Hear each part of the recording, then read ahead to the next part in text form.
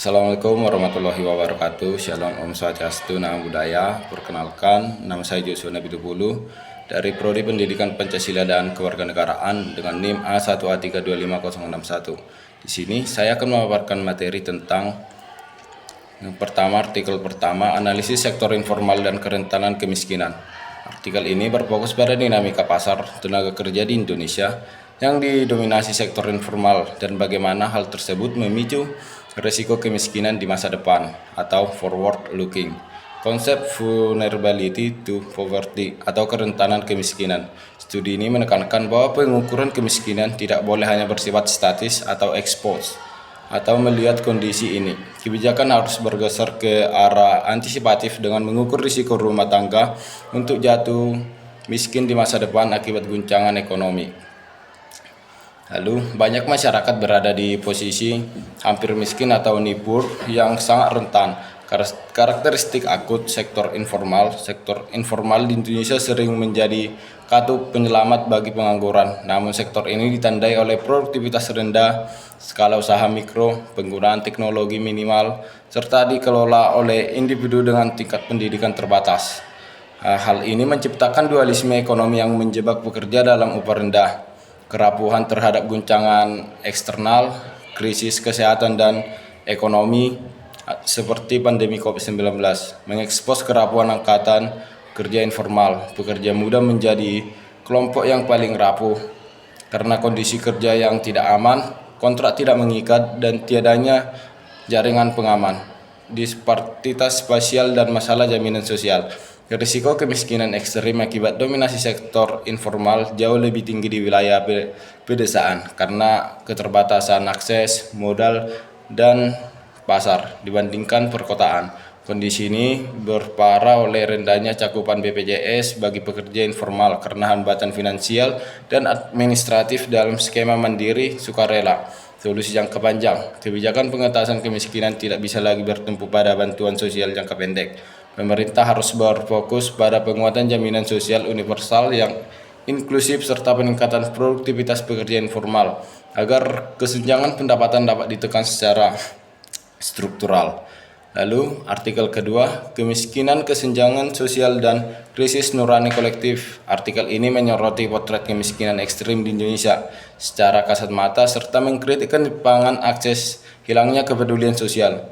Kemiskinan tingkat ekstrim. Kemiskinan di Indonesia bukan lagi sekedar masalah kekurangan makanan, melainkan telah mencapai tahap ekstrim berupa ketiadaan makanan secara total. Fenomena tragis seperti busung lapar, gizi buruk, ketidakmampuan berobat, anak putus sekolah, hingga kasus bunuh diri akibat tekanan ekonomi mencerminkan realitas kemiskinan yang kejam.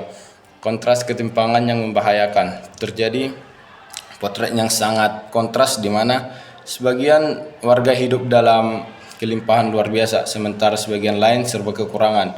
Diungkapkan bahwa kekayaan bagi sejumlah orang berarti kemiskinan bagi orang lain. Tingkat kesenjangan ini dinilai sudah berada pada level yang membahayakan stabilitas sosial. Substansi kesenjangan adalah masalah keadilan. Akar dari kesenjangan sosial bukan semata-mata masalah angka ekonomi, melainkan ketidakmerataan akses terhadap sumber daya ekonomi. Oleh karena itu, masalah kesenjangan pada dasarnya adalah masalah keadilan sosial, kemiskinan nurani elit dan bangsa. Tantangan terbesar dalam pengentasan kemiskinan adalah munculnya kemiskinan nurani kolektif.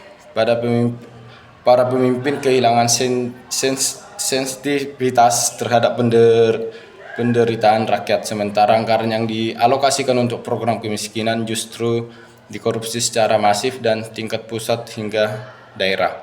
Ironi di negeri yang kaya.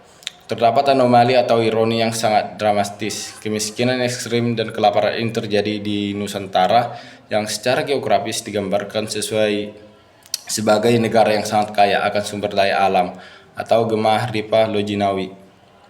Artikel ketiga, struktur ketidakadilan dalam analisis sosiologis dan teologis.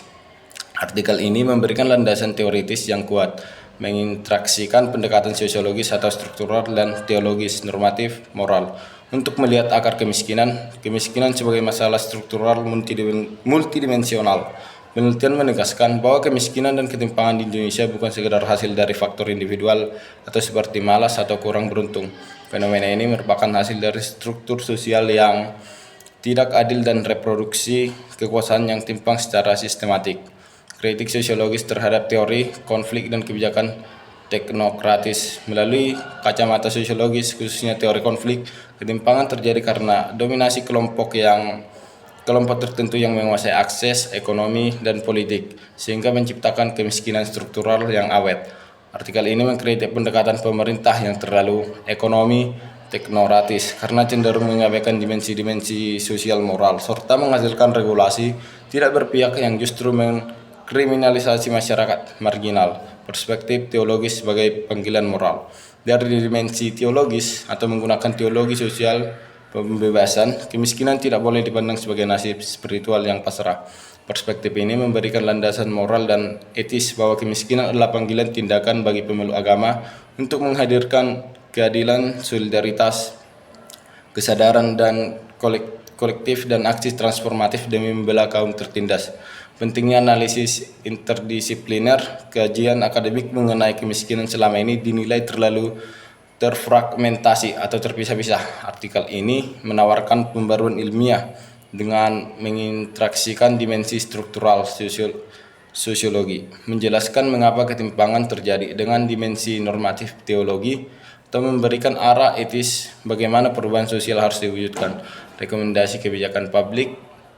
Hasil sintesis studi ini menuntut perumusan kebijakan publik dan praktik sosial yang tidak hanya mengejar angka pertumbuhan ekonomi makro, tetapi harus lebih inklusif, humanis, dan berkeadilan bagi seluruh lapisan masyarakat.